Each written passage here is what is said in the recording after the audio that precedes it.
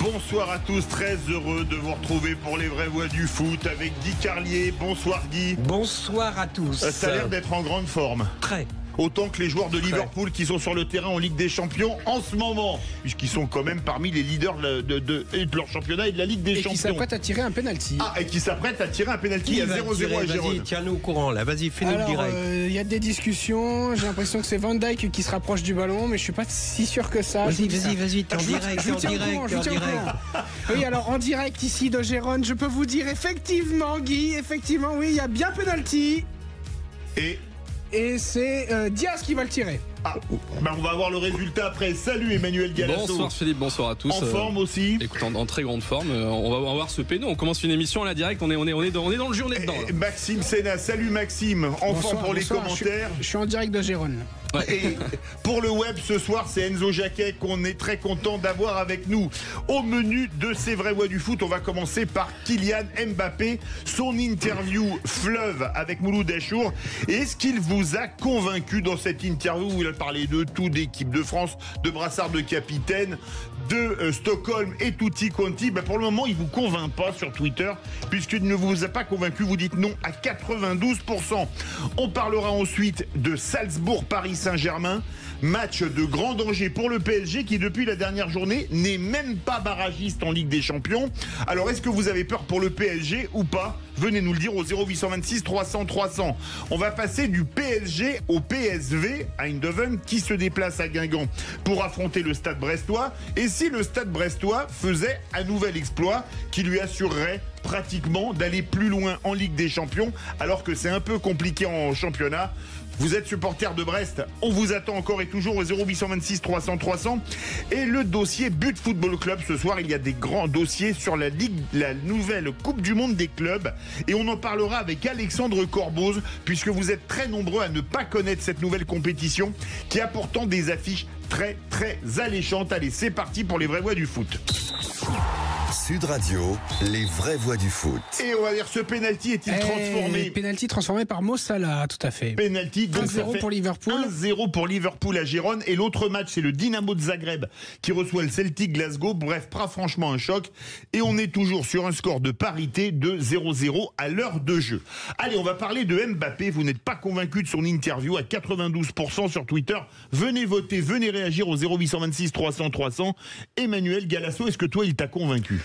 Alors avec Mbappé, il y a deux choses. Je pense qu'il faut prendre d'un côté la forme et de l'autre le fond. Pour ce qui est de la forme, il a choisi donc son interlocuteur Mouloud Achour et l'émission Click. Ce qui est important, c'est pas une émission foot, c'est une émission beaucoup plus magazine, généraliste. Et Mouloud Achour n'est pas spécialiste, donc il a choisi cette émission qui a duré 2 heures, montage qui dure 57 minutes sous le regard de sa famille. Donc ils ont bien choisi qu'est-ce qui allait ressortir. Globalement sur la forme, j'ai trouvé un Mbappé souriant, un Mbappé au langage corporel qui montrait plutôt un bien-être, une envie de parler, peut-être un besoin même de parler. Voilà, donc pour ce qui est de la forme, plutôt positif. Pour ce qui est du fond, rien. C'est-à-dire qu'on n'a rien appris. Moi, j'attendais des réponses pour ce qui est de l'équipe de France, pour ce qui est du Paris Saint-Germain, notamment sur les soucis extra-sportifs. Est-ce que ça l'a impacté ou pas? Équipe de France, il a repris tous les éléments de langage de Didier Deschamps sur la question du capitanat et sur son absence. Le PSG, il n'a parlé que des supporters, de l'amour du maillot et de son amour pour le Tchèque Altani. Il n'a pas parlé de Nasser. Et enfin, pour ce qui est de l'extra-sportif, il a dit que ça ne l'impactait pas du tout et qu'il était au-dessus de tout ça et que finalement il était plus inquiet pour son entourage que pour lui-même. Donc ce qui est intéressant sur cet Mbappé, c'est qu'on n'apprend rien du tout sur le fond, mais le fait qu'il reprenne le pouvoir sur sa communication, je pense que c'est plutôt... Ça laisse présager plutôt de bonnes choses. On se rappelle du Mbappé de Monaco qui avait 17 ans et qui avait une communication parfaite. Je pense que le programme Mbappé, la matrice Mbappé commence par la communication avant d'aller sur le terrain. Et pour moi, il reprend déjà le pouvoir sur ça. Ça laisse peut-être présager de bonnes choses. On n'a rien appris sur le fond, mais moi je suis plutôt pas convaincu par la sincérité, mais convaincu par la logique Mbappé et cette reprise de pouvoir de son image. Tu as rappelé son âge, il aura 26 ans dans 10 jours exactement, le 20 décembre. Donc on est le 10 décembre dans 10 jours. Guy, qu'est-ce que tu en as pensé, toi? Donc tu as trouvé que c'était une bonne interview dans la forme parce que il était langue de bois. C'est quand même hallucinant. On parle d'Mbappé, Guy. Non, alors juste je vais quand même essayer d'être nuancé sur cette interview. Je l'ai trouvé nul à chier. Pardon pour cette grossièreté d'entrée. Mais je pense qu'il était bon d'amener un peu de nuance dans cette émission. Totalement. Pour plusieurs raisons, sérieusement. J'aime vraiment Mbappé. C'est quelqu'un d'abord qui m'a fait rêver. J'ai tout un respect immense pour les footballeurs qui font rêver les mômes, je l'ai dit ici 1000 fois, etc. Et ce mec-là est en train de traverser une crise, une dépression, etc. Et il est pris en main par sa famille. C'est-à-dire que et là, on choisit le type, Mouloud, qui est le plus consensuel, flagorneur, l'espèce d'humaniste, il n'y a qu'une France. Est-ce que tu peux regarder la caméra, Vincent Cassel, et dire j'aime la France, tu vois, wesh, j'aime la France, tu vois, non mais c'est ça quoi, Mouloud Achour. Donc voilà, c'était ça avec est-ce que tu as une amoureuse? Tu fais pas venir Mbappé au stade où il en est en ce moment dans sa carrière footballistique et dans sa vie personnelle pour poser des questions de cuicui les petits oiseaux. Est-ce que tu as une amoureuse? D'autant que, à propos d'amoureuse, on sait très bien qu'il prend des avions privés pour aller voir des ayats quelconques. Je ne parle pas du tout d'affaires de droit commun. Il est présumé innocent, il n'y a rien du tout. C'est des ayatollahs, parfois. Mais voilà. Donc il a une vie de footballeur avec son pote. Non, c'est Mukele, Nordi Mukele. Oui. Ils prennent l'avion, ils vont voir des femmes de footballeurs, quoi. Voilà, des ayats. C'est ça la vie amoureuse de Mbappé. C'est pas est-ce que tu as une amoureuse, tu comprends? C'est pas quand il dit, il ose dire que l'équipe de France il l'aime parce qu'en plus ça lui coûte de l'argent, tu comprends? Il peut pas prendre un avion de ligne, même en première. Il prend un jet privé. Il prend un jet privé parce qu'il est dérangé et tout ça. Tu vois. Si Mouloud avait voulu sauver son affaire, donc en fait, il était juste le larbin désigné par l'entourage de Mbappé pour faire une opération de com. Et ça me rend triste parce que ça ne va pas arranger la dépression de Mbappé. En fait, Guy, t'attendais quoi de cette interview? Parce que pour être déçu, il faut attendre. J'attendais que Mbappé sorte ses tripes. Mais il l'a jamais fait. En fait, t'attends de Mbappé qu'il fasse quelque chose qu'il n'a jamais fait. Tu sors ça quand tu es au fond de la dépression, c'est le coup de pied que tu mets dans le truc, et tout à coup tu fais une interview sincère et tu sors le truc et tu dis les mecs, je vous ai donné le meilleur quoi, me méprisez pas comme vous faites en ce moment. Maxime veut réagir les amis. Oui, moi je suis d'accord avec... Et je vais me rallier à Guy aussi. Je suis d'accord avec Emmanuel.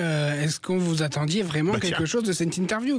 Non. Moi, quand l'interview a été annoncée, je savais que je la regarderais pas et je ne l'ai pas regardée, sachant qu'il n'y aurait rien, rien de sorti. Je suis d'accord, c'est ce que je viens de te dire. Mais oui. Mais moi, ce que je vous dis, juste les gars, pour recentrer sur ce que je dis, je veux pas dire que ce que je dis est plus important. Ce que je veux dire, juste pour que vous répondiez à mon propos principal, c'est de dire que Mbappé, avant d'être un footballeur, c'est un communicant. C'est un super footballeur. C'est un homme. Bien sûr que c'est un homme, mais il n'a jamais été autre chose qu'un mec qui gère sa com, et il a été aimé aussi pour ça. Et on l'aimait pour ça parce qu'il était bon sur le terrain, et aujourd'hui, on s'intéresse plus à ça parce qu'il est plus bon sur le terrain. Mais là, il reprend le pouvoir. Cette interview, elle contribue à son mal-être avec des communications comme ça, c'est-à-dire avec encore de la commedia dell'arte, avec de la langue de bois, avec un truc formaté, avec une interview de combien tu as dit, 2 heures, dont on a extrait et monté par la famille. Donc déjà les questions sont flagorneuses. Ensuite, tu vois, il a eu plus de câlins par Mouloud qu'à Stockholm. Bon, moi j'ai pas pu m'en empêcher. Non, écoute-moi, non. C'est important. Putain, Mbappé fait une interview face caméra et on comprendra ça. On te doit cette indulgence. On te doit de comprendre. À la fin, je le regardais quand il se plaignait de ses déplacements en avion. Et la dernière question, s'il avait voulu sauver son honneur, Mouloud, ça aurait été de lui dire: elle vaut bien 75 000 € la montre que t'as au poignet. Donc ne nous joue pas le gars, le petit gars. Moi, le seul truc qui me gêne, c'est que t'attends de Mouloud qui soit pas Mouloud et d'Mbappé qui soit pas Mbappé. Donc en fait, t'attendais de cette interview que ce soit pas. Donc cette interview n'avait aucun intérêt. Moi, il y a 2 choses qui m'ont vraiment marqué, 2 questions. Alors la première, c'est une réponse déjà. Je n'ai pas spécialement fait pression auprès du sélectionneur, comme on a pu le dire, au sujet du brassard de capitaine pour Griezmann. Mais ça veut dire quoi? Je n'ai pas spécialement fait pression. En fait, j'ai dit à Deschamps, écoute, j'aimerais bien que le brassard de capitaine, ce soit moi qui l'ai, en passant le message de manière ferme. Ça, c'est pas spécialement faire pression. Ou parfois, appeler les gens 10 fois, leur envoyer 30 textos, certains considèrent que c'est pas spécialement faire pression. Moi, je demande, c'est quoi pas spécialement faire pression? Et alors, l'autre chose que j'ai trouvé géniale, j'adore la France où on vit mélangé, voilà, etc. Lui, il habite dans un condo à Madrid, à une maison qui doit valoir au moins 6 ou 7 millions d'euros. Où t'as des vigiles à l'entrée. Attends, ça, c'est l'argent qu'on lui donne, il le vole pas. C'est comme l'histoire de la... Excuse-moi, mais quand tu veux vivre mélangé avec les gens, tu vis pas dans un condo avec des vigiles et tout. Il va pas... Oui, je suis d'accord. Il y a des footballeurs qui vivent dans des belles résidences pavillonnaires. Oui, d'accord. Enfin, oui, bon. C'est plus le cas, ça. Mais non, mais on sait bien. Excuse-moi, Neymar à Bougival, il vivait un superbe pavillon. Ouais, mais il était dans son manoir, il en sortait pas. Oui, il en sortait pas. Il était bunkerisé comme moi à Argenteuil. Non, ce que je veux dire, c'est que tu peux dire je suis prêt à mourir pour la banlieue, mais pas à y vivre. Tu vois, c'est ça le truc. Non, mais est-ce que alors pour cette question, oui, Mbappé. Moi, ces deux sujets, ça m'a fait sauter hors de moi. Sur ça, il fait de la démagogie, mais une fois de plus, il a toujours fait. Il va là où l'opinion publique est la plus. Enfin, voilà, il essaie de rassembler. Je suis d'accord avec vous. Et pour la question du capitana, il faut se souvenir de ce qu'avait dit Didier Deschamps. Deschamps avait dit: je vais parler avec Kylian, et en gros il avait dit, s'il sent qu'il n'a pas forcément besoin d'avoir le brassard, la question du brassard pourra se poser, mais c'est Kylian qui aura la décision. Donc en fait il donne la patate chaude à Kylian, et Kylian lui renvoie en disant: moi j'ai pas demandé le brassard, si on me le donne je suis très fier de le porter parce que c'est une fierté, mais on attend beaucoup plus de moi qu'on attendait du Gaulle Lloris. Donc là on ne sait pas si ça en prend plus au staff de l'équipe de France ou aux médias, mais en tout cas il dit aujourd'hui vous m'en demandez trop et plus qu'à n'importe quel autre capitaine. Non, c'est surtout attaqué à Lloris qui était quand même un robinet d'eau tiède. Hein. Mais sur le coup, donc, quelque part, Mbappé lui répond: bah écoute Didier, si tu veux mettre notre capitaine, moi je vais pas me battre pour ça, parce que clairement ce que je vis en tant que capitaine, c'est pas ce qu'on m'avait vendu. Moi c'est comme ça que je le comprends. Et après cette fameuse question de la pression, en effet c'est une phrase un peu au tiède. Ça c'est la question. On sait pas ce qu'il veut dire. Spécialement fait pression. Ça veut dire quoi? Pas spécialement faire pression. Il avait un statut, Philippe, qui faisait que de fait il était le boss évidemment, et que de fait son statut faisait pression. Tu comprends ce que je veux dire? Quand t'as Mbappé et que tu as Deschamps en face, Deschamps, forcément, il subit Mbappé. Mais au final, sur ça, l'erreur, c'est quand même celle de Deschamps. C'est Deschamps qui désigne le capitaine. C'est le taulier, c'est lui qui décide le capitaine. Est-ce que vous pouvez, question, parce que vous n'êtes vraiment pas convaincu sur Twitter, vous dites, Mbappé, vous a-t-il convaincu en son interview? Vous dites non à 92%. Est-ce que cette interview peut lui permettre de revenir un peu dans le cœur des supporters français? On vient de dire le contraire, et les auditeurs l'ont compris également. C'est à partir du moment où tu t'aperçois que c'est quelque chose de fabriqué. Quand la com, ce que dit Emmanuel est intéressant, parce que quand la com est bien faite, elle peut aider.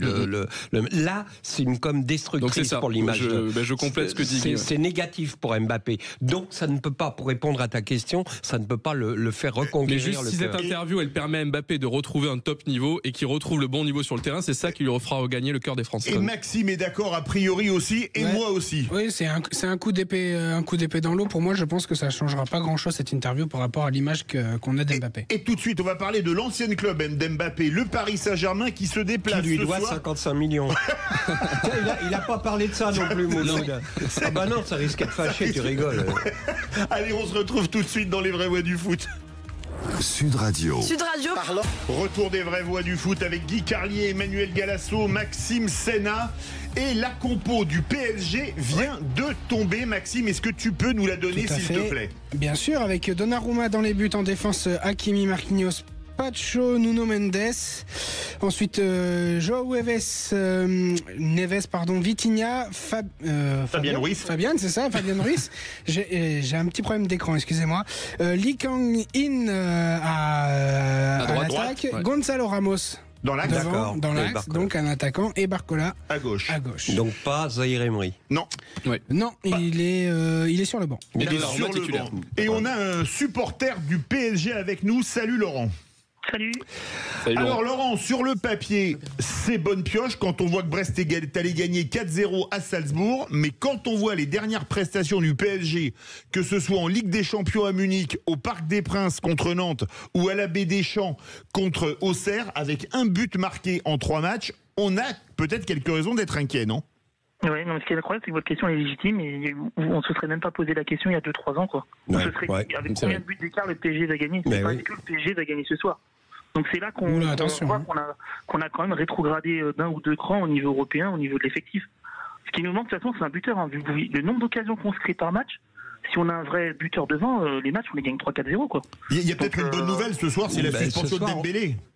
Ouais, mais c'est incroyable de ne pas avoir recruté un attaquant d'un calibre international au mercato d'hiver. Ce soir, au moins, il y a un avant-centre. On est d'accord. Oui, il y a un avant-centre. C'est vrai que les deux derniers matchs de Ramos, j'ai trouvé assez intéressant. Bon, après, il manque de rythme, il n'a pas joué depuis 3 mois. Mais on est passé comme il y avait Cavani, Mbappé, il y avait Ibra et tout, et on passe à Gonzalo Ramos. Donc, même si c'est un bon attaquant, c'est pas le calibre international. Hein. Enfin, Marco Asensio, c'est pas du calibre international pour toi? C'est pas un 9, Marco Asensio. C'est pas un... Non, quand même. Laurent, on écoute Laurent. Moi, je serais allé chercher Gyökeres cet été. Déjà, je mettrais Olin même au mercato d'hiver, parce qu'il nous faut vraiment un buteur. Un buteur, et malheureusement aussi, les deux erreurs, c'est un gardien. Parce que vous regardez, Safonov, il nous coûte la victoire. Il coûte le nul. Il coûte la victoire. Donnarumma à Arsenal, le premier but, il est pour lui. Donc, et le deuxième, il a peut-être une petite responsabilité aussi. Le deuxième, il n'est pas non plus irréprochable. Voilà. Donc le problème, c'est quand vous n'avez pas de gardien, pas d'avant-centre, c'est les deux postes qui sont hyper importants. Donc malheureusement, il faut faire avec, mais c'est vrai qu'on ne marque pas, quoi. Déjà, ce qui est très bien, c'est que si Luis Enrique installe vraiment Donnarumma et installe Gonzalo Ramos en leur laissant un peu de temps et en ne jugeant pas au bout de 90 minutes de la continuité, c'est déjà super. Parce que Gonzalo Ramos, il a eu une longue blessure, donc il faut quand même lui laisser le temps de revenir. Mais déjà, le fait qu'il y ait un 9 fixe, ça offre aussi des solutions aux ailiers et ça crée une animation. Donc sans parler des stats personnels qu'on attend de Gonzalo Ramos et de son rendement, déjà ça peut créer une dynamique collective qui est intéressante. Et je suis juste pour revenir sur ce que vous disiez, quand on revoit les matchs contre Auxerre et Nantes, il y a rien. Donc c'est vrai que il y a des occasions manquées à l'appel ou alors un non-match contre Nantes. On fera le pronostic à la fin du module, mais ce qui est sûr, c'est que les dernières, moi je pense quand même que Paris va gagner parce qu'il y a une marge avec l'adversaire, mais les dernières sorties ne sont pas rassurantes du tout. Non, mais effectivement, là, Ramos, tu as deux ailiers, Barcola, Lille, c'est un peu particulier. Mais enfin, t'as Hakimi qui joue largement le rôle d'un ailier. Et t'as Nuno Mendes, il est autorisé à monter. C'est-à-dire que tu vas avoir des centres, tu vas avoir du boulot pour un avant-centre comme Ramos. Donc un mec qui va couper les trajectoires, qui va aller plonger au premier poteau, etc. Voilà. Donc a priori, c'est pas tout à fait la philosophie de jeu de Luis Enrique, mais en tout cas, ça se tient. Et donc si on n'arrive pas avec ça à battre cette équipe, quand même un mot sur Salzbourg, faut en parler, parce que c'est quand même une équipe qui est à 12 points du leader dans le championnat autrichien, qu'on appelle la Bundesliga Typico. On dirait. Il y avait Rodolfo et sous Typica. C'est incroyable. Typico étant un site de Paris. Paris en ligne. Tout. Voilà, on voit les Maracchi. Voilà, non mais. Typico. Tropico. C'est un championnat très faible. Et dans ce championnat, ils sont à 12 ou 13 points du Sturm Graz. Et donc, c'est vraiment une équipe, comme tu le disais, du niveau, on va dire, du ventre mou, du bas du ventre mou. Hein. C'est le début des poils pubiens, quoi, du championnat de France. C'est-à-dire de Rennes et de Serres. Et Crochet qui va être content qu'il est supporter de Rennes. De Serres, non, pas de Rennes. De Serres et de Nantes.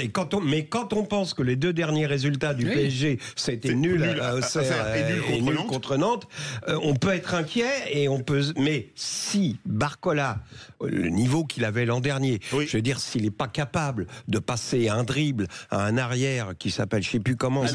Il s'appelle Capaldo. A priori, non, l'arrière droit, il s'appelle Divic. Celui qui joue ce soir, il s'appelle Capaldo. Philippe Cataldo. L'autre. Les divas du dancing. S'il n'arrive pas à casser les reins d'un arrière du Salzbourg, c'est à désespérer, quoi. Alors, Maxime, tu veux réagir? Il arrive même remettre Laurent, est-ce que, avant de jouer City au Parc et Stuttgart à Stuttgart, donc au Mercedes-Benz Stadion, le nom ne s'invente pas. Est-ce qu'il n'y a pas victoire impérative ce soir, au risque de ne même pas être barragiste à la fin du mois de janvier? Là, c'est obligé. Là, vu l'équipe qu'on joue et vu le nombre de points qu'on a, on est obligé de gagner. On n'a pas le choix. De toute façon, à mon avis, il faudra prendre 7 points. Bah oui. Il faudra faire des 2 victoires à l'extérieur et faire au moins un match nul contre City pour passer. Parce qu'on est vraiment mal. On a 4 points, si je dis pas de bêtises. On est vraiment mal, quoi. Et on manque de bol. On n'a pas eu de chance aussi, c'est au niveau du calendrier. On aurait joué ces 2 équipes au début, peut-être on pouvait se mettre en confiance, etc. On s'est tapé Arsenal et le Munich. Mais il y avait eu 3 points contre Gérone et le PSV Eindhoven. On peut pas dire que le PSG était brillant quand même. Non. Ouais, mais c'est vrai qu'on s'est tapé. Enfin, c'est pas une excuse, mais on s'est quand même tapé les plus gros. On a pratiquement les équipes les difficiles de la Ligue quand on regarde tout ce que tout le monde joue. Je trouve pour moi on a les équipes les plus compliquées. Après c'est pas une excuse, je suis d'accord, on est le PSG, on doit quand même gagner contre Eindhoven à domicile. C'est intéressant parce que la réaction de Laurent, quand même, supporter du PSG, place le PSG aujourd'hui sur la carte des grands d'Europe, quoi. C'est-à-dire que à une époque, il y a encore quelques 3-4 ans, quand le PSG affrontait le Bayern ou Arsenal, c'était jeu égal. Et voilà, je veux dire, le PSG n'avait pas à rougir. Mais le PSG pouvait casser en 4 des grands d'Europe. Complètement.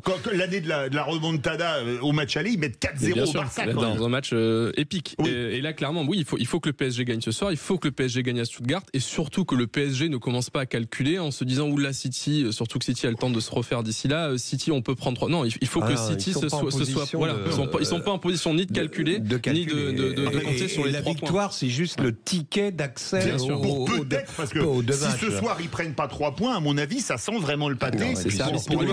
Surtout s'ils prennent pas 3 points contre l'équipe, c'est la plus faible. Une des plus faibles, c'est ça. Elle a 3 points. Tu me diras, le PSG en a 4. Oui. Voilà, on est à ce niveau-là. En Europe, on est là. C'est ça. On en est là. C'est terrible. Maxime veut réagir. Moi, je pense que le PSG ne gagnerait pas ce soir. Et c'est tant mieux pour le PSG. Ah, c'est 2 promesses. Ça va permettre à l'équipe de Luis Enrique d'entériner son élimination en Ligue des Champions et de pouvoir travailler pendant 6 mois et ça va peut-être remuer un peu. Mais avec Luis Enrique, tu veux dire? Oui. Ah oui, mais de toute façon, il a prolongé. De toute façon, Laurent Blanc aussi avait prolongé. Oui, non mais ça, je pense sérieusement que ça ne gagnera pas ce soir, que le PSG va entériner son élimination ce soir, et ça va permettre à tout le monde au PSG de travailler pour revenir plus fort. Je pense que ça peut créer un déclic. On va faire réagir Laurent. Laurent, t'es supporter historique du PSG.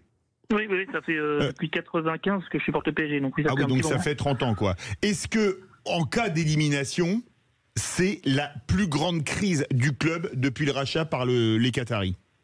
Clairement, on ne s'est jamais fait sortir en poule, même dans les situations compliquées. Pour moi, là, si on se fait sortir, la saison elle est terminée. C'est clair qu'il ne reste plus qu'à espérer gagner la Coupe de France et la Ligue 1, ça fait pas rêver, quoi. Ils peuvent réinstaurer la Coupe Intertoto. Mais de toute façon, pour moi, Luis Enrique, c'est une erreur de casting. Je ne le dis pas parce qu'on est en difficulté maintenant, c'est une erreur de casting depuis le début. Moi, j'aurais jamais pris Luis Enrique. Moi, il y a déjà depuis quelques années, j'avais toujours dit Thiago Motta. Quand il était à la réserve du PSG, il connaît le PSG, j'aime bien comment son style de jeu, etc. Moi, j'aurais pris Thiago Motta. Luis Enrique, le problème, c'est qu'on joue en numéro 9. Vous avez vu quand ils étaient à la tête de l'Espagne, ils n'ont rien fait. Ils ont changé de sélectionneur, ils ont gagné l'Euro, ils jouaient super bien. Oui. Pareil, il dit le mérite des joueurs. Ça m'a fait rire quand vous avez donné la compo. Ruiz, qu'est-ce qu'il faut au milieu de terrain? Ruiz, il est nul à chaque fois. Il a fait un très gros jeu. Alors là, en l'occurrence, ponctuellement, on peut dire qu'on n'est pas d'accord sur le fait que Ruiz soit titulaire aux dépens de Zahir Emery, par exemple. Oui. Mais sur le fond, sur ce que tu disais sur l'entraîneur, on a dit ça de tous les entraîneurs. C'est une erreur de casting depuis qu'on a viré Comboiré. Ça a été, tu vois, Pochettino, c'était une belle erreur de casting. Moi, il arrive avec un projet. Pas une erreur de casting. Il arrive avec un projet. Le seul problème, c'est qu'on s'aperçoit que ce jeu-là est démodé. Il a gagné à Barcelone avec ça, avant d'échouer avec l'Espagne. Mais il a gagné avec Neymar, Messi, Suarez. Et là, il est en train de dire, ma méthode peut être valable sans star. Non, c'est pas possible. C'est clair. C'est pas possible. Et là, avec Suarez, Messi, Neymar, je pense que même Pochettino, même Galtier, tu vois. C'est ça. Quand on voit l'historique du PSG depuis l'ère qatari, donc depuis 2011, on sait qu'il y a une forme de radicalité. Il y a des périodes qui sont très marquées, très tranchées. Là, si c'est la fin, le PSG est éliminé. Si on part du principe de Max, moi je pense pas, mais admettons, ce sera la fin de je pense, de Luis Enrique et du modèle sans star. C'est-à-dire que là, ils vont se réinventer. Je pense qu'ils reprendront une ou deux stars pour repenser un modèle, remettre des chèques, ils retomberont dans leur travers. En fait, il y a une forme de politique excessive dans les deux sens et ils n'arrivent pas à trouver ce juste milieu. Oui. C'est même pas sûr qu'ils repartent avec des stars. Parce que il y a quand même eu des rumeurs d'envie de vente du club. Enfin, j'ai l'impression que c'est pas avéré, Max. Ça c'est pas avéré, l'histoire de la vente. Dis un mot et après on fait les pronos. Ce que dit Maxime peut parfaitement arriver puisque ils sont là avec des stats où ils font 1200 passes, où ils ont 85% de possession. Donc c'est ce qui va se passer ce soir. Ah oui. C'est ce qui va se passer ce soir et ça fait nul ou alors une contre-attaque dans le dos d'un central de Pacho ou de je sais pas. C'est ça, et qui finit au fond. Et qui finit au fond. Et donc si c'est le cas, c'est vraiment la démonstration de l'erreur et le fait que cette tactique collective c'est le choix à l'échec. Alors on va faire le jeu des pronos. Ouais. C'est passé de mode, c'est fini ce jeu-là. Laurent, ton prono pour ce soir? Je vais être optimiste, je vais dire 2-0. 2-0. Guy, ton prono? Je pense 3-0. Honnêtement, c'est là. Brest a gagné 4-0. Ouais, non. T'es dur, Philippe. Non, mais 3-0. Emmanuel. Je dirais 3-1 pour Paris. 3-1. Moi, je dis un partout. Un partout. Allez, moi, t'as dit qu'ils allaient gagner. Non. Ils ne gagneront pas. Ah ouais. Ouais, d'accord. Bon, allez, je vais quand même y aller avec le cœur. Je vais dire un petit 1-0 parce que je le sens moyennement. Et encore, c'est un pénalty, hein. Ah bah attends, alors que ce soit un CSC 95e minute, 90 plus 5, ou là, dès lors que t'as les 3 points, tu t'en fous. Un CSC des divas du dancing. Philippe Cataldo. Max, il voit les matchs avant qu'ils aient lieu quand même, c'est fort. Merci beaucoup Laurent, supporter du PSG qu'on a toujours beaucoup de plaisir à avoir. Maintenant, on va parler de Brest, qui reçoit pas le PSG, mais le PSV à Eindhoven, qui rappelle quelques bons souvenirs au foot français, notamment au vert. Au Stéphanois. Mais un peu moins bon pour Bastia, qui avait perdu contre une finale de Coupe de l'UEFA en 78. Et on va faire le tour avec, on aura Romain, supporter de Brest. On va parler de quelques autres matchs, notamment un Atalanta-Real Madrid de ce soir, dans lequel les Madrilènes sont, à mon avis, pas franchement en toute sécurité. Allez, on se retrouve tout de suite dans les vraies voix du foot. Sud Radio. Et on continue ces vraies voix du foot avec bien évidemment Guy Carlier, Emmanuel Galasso, Maxime Senna. Et on va maintenant parler des Brestois. On a Romain, supporter de Brest avec nous. Salut Romain. Oui, bonsoir à tous. Vous allez bien? Salut Romain. Bonsoir, toujours Romain, un plaisir de t'avoir. Un petit extrait du chant, vas-y. allez, fais-nous plaisir. Si DJ Senna veut bien lancer la musique, je chante. Il n'y a pas de souci. Allez, vas-y. C'est très fort. De Brest. Vous savez pourquoi je vous chante ça, Philippe? Non. Fan de Nolwenn Leroy, non? Non, pas du tout. Parce que là, je me dirige vers le Tonnerre de Brest, justement, à Paris, qui a un bar ultra brestois où je vous invite à boire une bière. Faudra qu'on s'y croise un de ces jours, là. Ah bah oui, il faut, ouais. Faudra qu'on s'y croise un de ces jours. Alors justement, est-ce que, avec la défaite à Barcelone, la magie de la Ligue des Champions, elle est finie pour Brest? Ou est-ce que, allez, en cas de bon résultat ce soir contre le PSV, on peut voir plus loin? On va voir plus loin, Philippe. Je ne veux pas entendre de pessimisme dans votre voix. Hein. Ça, c'est hors de question. Non. Après, c'est vrai que le PSG fait peur quand même parce qu'ils ont quand même marqué 26 buts lors des 6 derniers matchs. C'est quand même plus de 4 buts par match. D'ailleurs, vendredi, ils ont gagné 6-1 face à Twente. Twente chez deux, oui. Ça joue très bien à Eindhoven. Hein. Comment? Quel est le club? Vous pouvez nous le refaire en Twente, c'est le club de Enschede, une ville au nord-est des Pays-Bas. Batave. Twente, vous parlez le Batave couramment. Non, juste une chose, on parlait du championnat du typico Bundesliga. Là, c'est le typico Batave parce que le championnat hollandais, c'est pas terrible. Eredivisie, c'est ça, exactement. Ouais. C'est pas non plus d'un grand niveau. Alors effectivement, ça fait, je crois, 49 matchs sans défaite. Enfin, c'est un truc de fou en championnat. En Ligue des Champions, c'est un peu plus mitigé. Hein. Je crois qu'ils sont à peu près ils sont au milieu. Quoi. Oui, ils sont au milieu. Ils sont devant le PSG, mais derrière Lille, de mémoire. Mais ça peut être effectivement un adversaire qui peut endormir un peu Brest. Tu vois, le Real les sublime. Dans cette histoire, le Real ou vraiment le top niveau, qui vont recevoir au dernier match. Brestois. Oui. Mais PSV, vu ce qu'ils font en Europe, ça peut un match piège, tu penses pas. Oui, et puis surtout vu le niveau depuis un mois, c'est pas terrible quoi en championnat. À part la victoire contre Strasbourg, je crois, c'est que des défaites, notamment contre Montpellier. Et en fait, depuis Slavia, ils n'ont pas gagné.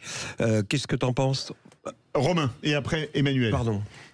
Ce qui me fait peur, c'est que, comme tu viens de dire, on a sur nos 5 derniers matchs, on a une victoire, quoi, compétition confondue, et qu'on encaisse à chaque fois un but dans les 10 premières minutes. Ouais. Donc ça me fait très très peur. Là, on se souvient je me souviens de la gueulante d'Éric Roy là, lors du dernier match, où on se prend encore un penalty dans les 10 premières minutes. Et là, c'est pas possible, il faut qu'on reste concentré, il faut qu'on rentre dans le match tout de suite, quoi. Je partage pas trop l'avis de Guy pour le coup, parce que j'ai l'impression que depuis le début de saison, Brest est à côté de la plaque. En Ligue des Champions, Brest est performant face aux équipes de moyen ou moindre calibre. Ils ont fait nul contre le Bayer Leverkusen, qui est quand même un bon morceau. Hein. Le Bayer Leverkusen, c'est champion d'Allemagne la saison dernière, ils sont 6e. Hein. Mais il me tombe dessus, Philippe, en 2 secondes. C'est pas depuis tes propos sur Mbappé. Leverkusen dans la superbe région. Non, mais ce que je veux dire, c'est que j'ai quand même l'impression que dans la logique Brest, le PSV est un adversaire à sa portée. Le Real, il y aura un côté magique, tout ça, mais je trouve que le Brest est performant en Ligue des Champions face à des équipes qui sont pas top européennes, qui sont abordables, on va dire. Je trouve que le Brest arrive à surperformer et sous-performe en championnat, mais pour moi, contrairement à ce que dit Guy, je trouve que c'est pas depuis 3 semaines en mois, c'est depuis le début de saison qui sous-performe en championnat. Donc il y a pas tellement de fin du rêve brestois, il y a une continuité. Et en effet, là, il faut qu'il fasse le taf. Mais il y avait une parenthèse enchantée en Europe. Mais qui continue, qui va, je pense, continuer ce soir face au PSV. Comme dirait Paganelli, en tout cas, on te le souhaite. Moi, je suis tout à fait d'accord avec Emmanuel. Je vois pas pourquoi Brest ne pourrait pas l'emporter face au PSV Eindhoven ce soir, quoi. Il y a un bon groupe, il y a une magie Ligue des Champions, si vous voulez. C'est comme, je vous rappelle, Bordeaux 96, où on va jusqu'en finale, et par contre, en championnat, c'est un peu... il jouait la descente. Ça jouait la descente. Mais je pense qu'il y a une belle histoire à écrire encore ce soir. Alors, Romain, quand on regarde le calendrier, là, c'est quand même un beau morceau, le PSV Eindhoven, champion d'Europe 88, ce serait bien pour le trophée de battre un ancien champion d'Europe.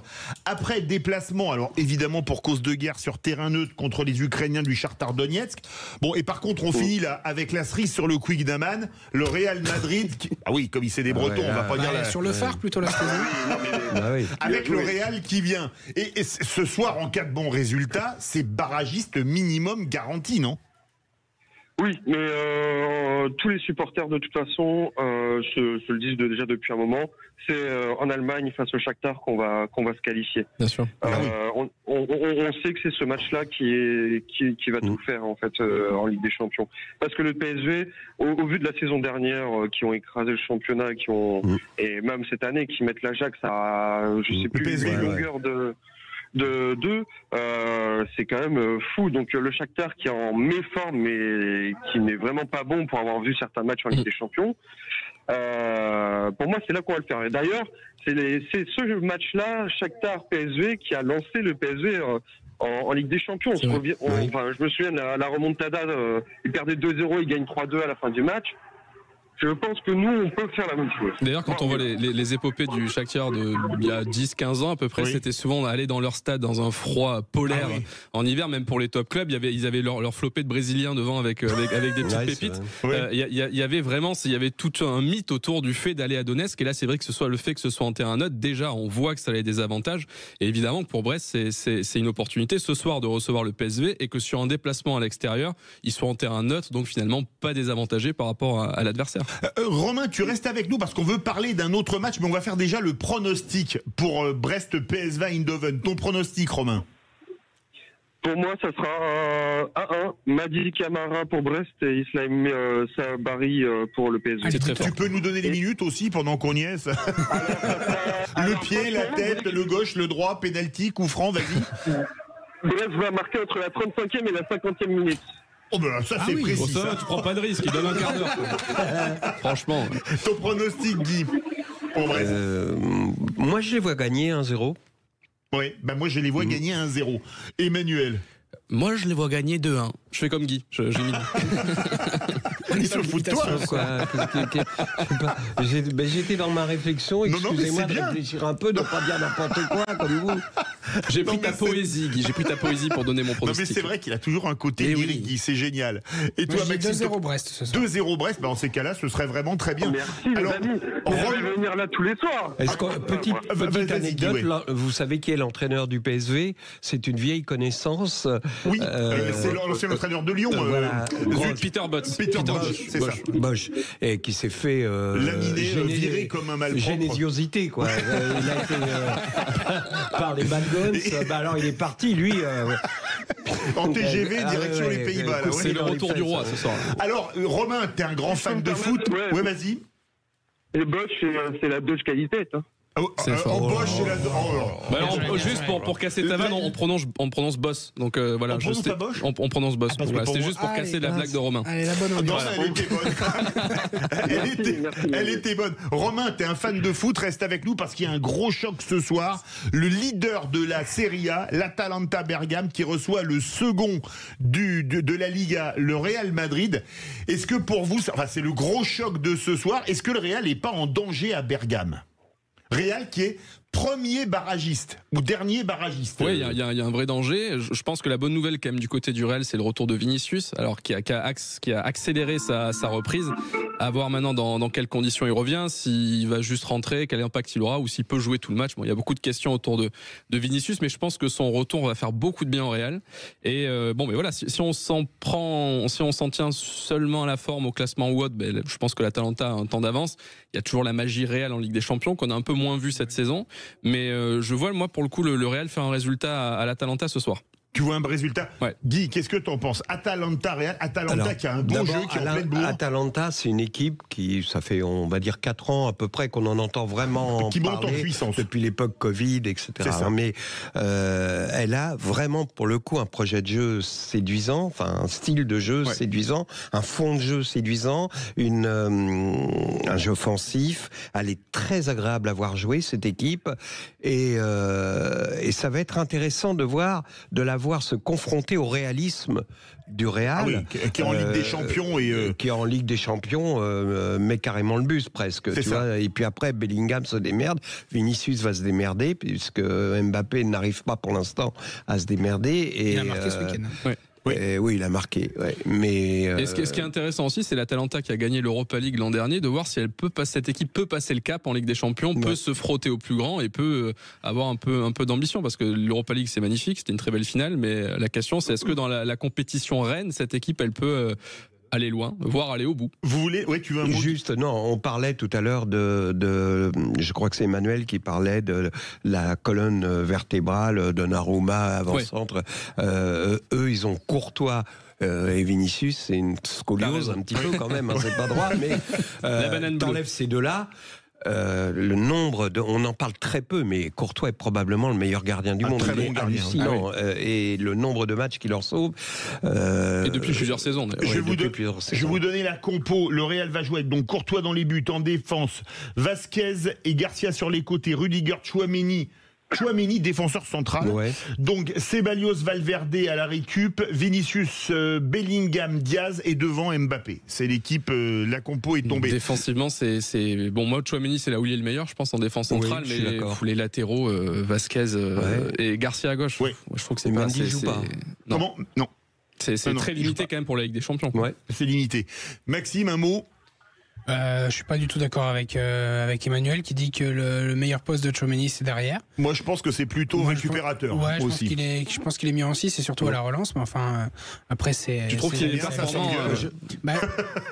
Pour avoir vu son évolution tout au long de sa carrière, je pense que oui, il a cette capacité à donner de longs ballons, de récupérer, surtout de faire jouer à côté de lui. Un défenseur central, c'est pas un stopper. Ça peut être la relance d'un défenseur axial. Sur ce qu'il fait depuis 2 ans au Real et en équipe de France, tu trouves qu'il est convaincant en 6 ? Ouais. À la Coupe du Monde 2022, j'ai trouvé qu'il était convaincant. Vous n'êtes pas nombreux à le penser en tout cas. En 2022. J'ai pas dit en 2024. Moi, je l'ai pas trouvé convaincant. Il a été convaincant au milieu de terrain en équipe de France. Ouais. Alors, on fait le jeu des pronostics. Pour ce soir, Real-Atalanta, Guy. D'autant que Cavaninga a pris un peu ce rôle-là en équipe de France. Ouais. Le prono pour ce soir sur Atalanta-Real. Moi, je vois Atalanta gagner 2-1. Moi, je mets 1-0 pour l'Atalanta. 1-0 pour le Real. 1-0 pour le Real, Emmanuel. Maxime. 2-1 Real Madrid. 2-1 Real Madrid. Romain, ton prono pour Atalanta-Real ? 2-0 Real.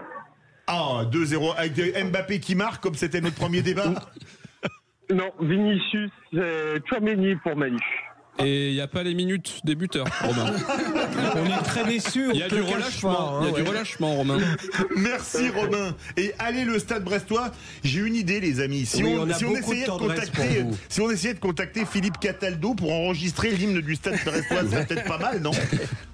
Les divas du mardi. Les divas du mardi. C'est pas mal. Merci Romain. Et allez les Brestois, allez tout de suite, on va parler de la nouvelle compétition. C'est le dossier du But Football Club, la Coupe du Monde des clubs, dont on ne sait rien et dont on va tout vous apprendre. Restez bien avec nous dans les vraies voix du foot. Sud Radio, votre attention. Retour des vraies voix du foot avec Guy Carlier, Emmanuel Galasso, Maxime Sénat. Et on a Alexandre Corboz, rédacteur en chef du But Football Club, qui vient de nous rejoindre. L'info du jour avec butfootballclub.fr. Salut Alexandre. Salut Alexandre. Salut à tous. Bonsoir Alex. Notre ami, on peut dire notre ami Alexandre. Notre ami Alexandre. On peut t'appeler Alex maintenant. Un habitué, oui. Alors, dans le But Football Club, depuis la fin de la semaine dernière, vous avez beaucoup parlé de la nouvelle Coupe du Monde des clubs, dont le tirage a eu lieu en fin de semaine dernière. Alors, qu'est-ce que cette compétition ? Est-ce que tu peux nous l'expliquer ? Parce que beaucoup de gens ne savent pas en quoi elle consiste, où elle va se jouer, enfin c'est aux USA, comment elle va se jouer, etc. Je n'y connais rien. Eh ben, on t'écoute, Alexandre. En fait, ça remplace un petit peu ce qui était le mondial des clubs organisé en décembre, généralement du côté de Riyad, de Doha, assez confidentiel, où il y avait que le champion d'Europe. Maintenant, il y a 12 clubs européens, 32 nations, 32 équipes d'à peu près toutes les confédérations du monde, et une vraie Coupe du Monde, comme la Coupe du Monde des Nations, une vraie Coupe du Monde de la FIFA, avec des poules de 4, des favoris, exactement comme la Coupe du Monde, sauf que là, on a affaire à des clubs. Il y a 12 Européens, 4 Brésiliens. Comment ils sont sélectionnés, les clubs ? Alors, en fonction de leur indice UEFA, mais aussi leur victoire, c'est-à-dire, il y a tous les champions d'Europe, il y a tous les champions d'Amérique du Sud, et les champions d'Asie. À partir du moment où ils remportent une compétition, ils participent à cette compétition, ils participent au mondial des clubs. Donc c'est au mérite quand même. Tous les 4 ans. En fait, c'est comme c'est tous les 4 ans, ça donne pas mal d'équipes. Et du coup, il manque des gros clubs. Il manque le FC Barcelone parce qu'il n'y avait que 2 représentants espagnols. Ah oui. Il manque le Milan AC. Il manque le Milan, pareil. Il y avait la Juve et l'Inter déjà. C'est limité par pays déjà, donc on n'a pas 5 Anglais comme. Sauf s'ils avaient remporté 5 Ligues des Champions, là on aurait eu. S'ils avaient remporté les 4 dernières Ligues des Champions, on aurait eu 4 Anglais. Mais c'est le cas des Brésiliens en fait. C'est pour ça que les Brésiliens sont 4. C'est qu'ils ont remporté toutes les Copa Libertadores depuis plusieurs années. Oui. Donc on a 3 clubs de Rio. Et donc si on n'a qu'un seul club français, c'est qu'on n'a pas un deuxième club avec un coefficient satisfaisant pour.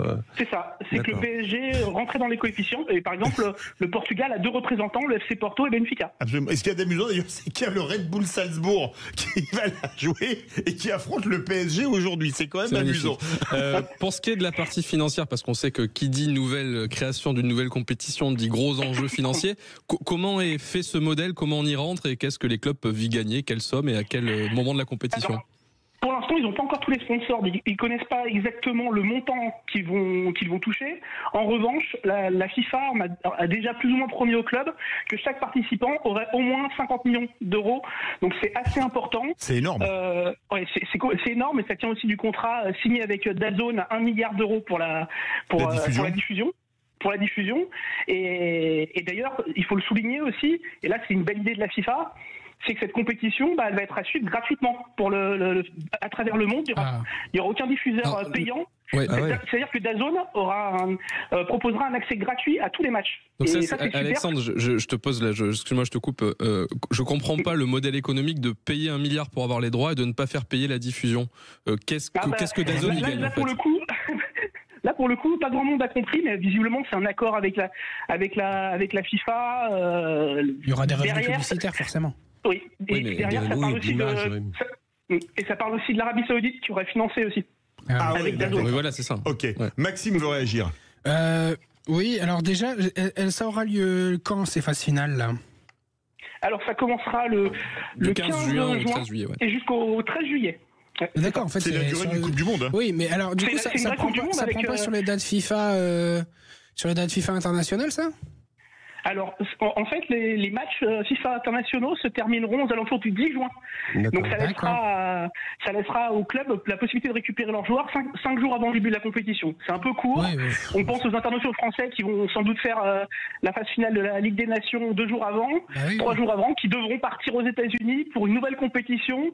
Et surtout, avec c'est le point noir de cette compétition, des horaires prévus pour les télés européennes aux États-Unis. Donc, les matchs qui se dérouleront à 21h heure française, ça sera à 12h là-bas. Et jouer au Rose Bowl de Pasadena à 12h, alors que c'est un stade qui est complètement ouvert et voilà, on sait que ça va faire 40 degrés. C'est le mois de juin, oui. Comment ça peut se passer pour les joueurs qui sont en fin de contrat, par exemple, des contrats qui se terminent au 30 juin, ils peuvent commencer la compétition sans la finir, quoi. Alors là, il y a un mercato spécial qui a été ouvert par la FIFA, autorisé par la FIFA. D'accord. Ils peuvent prolonger les contrats d'une quinzaine de jours. Donc ça permet, en fait, comme pendant le Covid, en fait, les petits arrangements. C'est bien. Mais alors, je te prends un exemple. Quand tu fais signer un joueur dans notre club, dont le contrat se termine le 30 juin, la compétition commence le 15 juin, elle se termine le 13 juillet. Tu peux faire le contrat à partir du 1er juillet, mais tu n'as pas le droit de l'utiliser entre le 15 juin et le 30 juin et l'utiliser pour les finales, quarts de finale, demi-finale, etc. Alors là, c'est valable pour les joueurs libres, ce fonctionnement, mais le mercato spécial devrait prévoir la possibilité justement d'utiliser ces joueurs-là pendant la compétition. C'est pour ça qu'ils ont ouvert un mercato vraiment avec des règles assouplies pour cette compétition spécifiquement. Et j'ajouterais que c'est quand même un super moyen aussi pour pas mal de clubs de se développer. Parce que je prends les clubs, il y a le Mamelodi Sundown d'Afrique du Sud, on leur donne 50 millions. À ce club-là, c'est plus la même chose. Ils ont peut-être des budgets de 2-3 millions maximum. Auckland, qui est un petit pousset, Auckland, je suis pas sûr qu'ils aient un budget qui dépasse le million d'euros. Donc ils vont se retrouver avec 50 millions d'euros, ça va faire gros moyen de développement pour des pays comme ça. Moi, quand je vois qu'il y a 3 clubs mexicains et seulement 2 clubs argentins, ça me fait un drôle d'effet, soit dit en passant. Guy. C'est pas la même, c'est parce que c'est pas la même région. C'est vrai, c'est CONCACAF et Amérique du Sud. Voilà. C'est ça, c'est un peu. Les clubs mexicains peuvent être très intéressants. Oui, enfin, le club sud-africain, c'est un peu comme si on donnait 50 millions à Cuiseau-Louan. Non, mais ce que je veux dire, juste une précision technique. En fin de compétition, tu as donc un gagnant, finaliste, etc. J'imagine qu'il y a un match à la 3e place, peu importe. Comment ça se passe pour les descentes et les nouveaux pour la saison suivante, les nouveaux clubs? C'est pas en saison, c'est tous les 4 ans comme la Coupe du Monde. Et après, c'est les qualifications qui redémarrent sur la base des coefficients UEFA et des victoires en Coupe d'Europe. Donc en fait, il y a 0 qualifié. Pour moi, il y a un seul vrai souci. Parce qu'il m'avait semblé entendre qu'il y avait un droit d'entrée payant. Non, il n'y a pas de droit d'entrée payant. D'accord. Ça sera pour le coup, je ne pense pas que ça soit dans les tuyaux, c'est vraiment qualification mérite. On fait d'ailleurs un vote sur Twitter, la Coupe du Monde des clubs est-elle la compétition de trop? Vous dites oui à 85%. Emmanuel. Alors la question, est-ce que... moi je suis pas d'accord avec toi Alexandre, je suis d'accord avec les auditeurs. Est-ce que cette compétition, cette Coupe du Monde des clubs est la compétition de trop? Oui, ça fait plusieurs mois qu'on entend les joueurs se plaindre de l'augmentation de la cadence des matchs, des calendriers chargés. On voit des conséquences avec augmentation des burn-out, des blessures de fatigue. Aujourd'hui, la FIFA, faut quand même comprendre que la FIFA a connaissance de tout ça. Ça remonte, ce qui se passe, la situation de l'évolution du football et les conséquences que ça remonte. Et la FIFA, au lieu de trouver des solutions, on en parlait, ça peut être baisser les salaires par rapport au nombre de matchs joués, ça peut être donner des périodes, et c'est ce que disait Mbappé dans son interview, donner des périodes de récupération possible peut-être plus longue. Au lieu de trouver des solutions pour répondre à cette problématique, la FIFA voit la poule aux œufs d'or avec cette compétition, en décalant cette compétition à 7 équipes en décembre pour la mettre à 32 équipes en été, parce qu'il y a une case à combler, à savoir pas de compétition majeure. Donc je trouve ça dramatique. Je trouve que la FIFA ne tire pas les bonnes conclusions de la situation actuelle. Et malheureusement, si la FIFA ne prend pas conscience de la problématique des surcharges de calendrier, des conséquences que ça a sur les physiques des joueurs, je pense que le football va droit dans le mur. C'est vrai que c'est compliqué. Mais après, les clubs sont contents. Il y a beaucoup de... c'est ça le problème. Moi, je sens l'enthousiasme d'Alexandre, et je le comprends un peu parce que on voit bien la perte de popularité des sélections nationales au détriment des clubs. Donc, si c'est un choix pour, évidemment, qui sont surchargés. Si on élimine, par exemple, la Ligue des Nations, qui est vraiment pour moi une compétition en carton. Mais qui a remplacé les matchs amicaux en bonne partie. Qui a remplacé les matchs amicaux en carton. Donc ça peut être une compétition qui peut passionner le public à la place. Le tout, c'est de faire un choix. Et je pense qu'effectivement, les supporters seront beaucoup plus passionnés par ça que par une compétition nationale qui est sans intérêt. Aujourd'hui, juste pour répondre à Guy très rapidement. La Ligue des Champions, je suis désolé, la Ligue des Champions, c'est toujours les mêmes affiches. Là, au moins, on va voir des River Plate. Moi, j'ai envie de voir le River Plate Inter de Milan. J'ai envie de le voir, celui-là. Moi, le Bayern Boca Junior, j'ai envie de le voir aussi. Oui, tu avais déjà des Real Madrid Boca Junior en 2000 quand tu avais le gagnant de la Copa Libertadores contre le gagnant de la Ligue des Champions. Donc ça existait. Mais là, tu en as beaucoup plus. Je vais te faire les grands chocs. Europe, Amérique latine.